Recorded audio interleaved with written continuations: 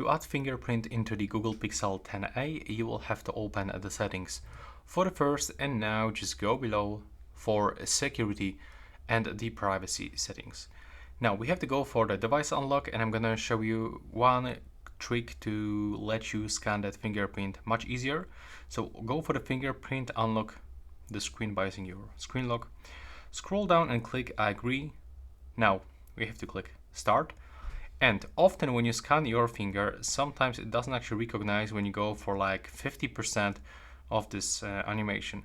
So what you can do in this case, you can just replace and use a second finger, and it really works, and it allows you to even unlock this phone with a two fingers. So we have to remember to scan every part of your finger, bottom part, top part. There we go. Now click done and take a look. If I'm gonna go into the lock screen and try to unlock with this finger, as you can see, it's working. If I'm gonna do this with my thumb, it's also working. So that's pretty much it. And thanks for watching. Please hit the like button.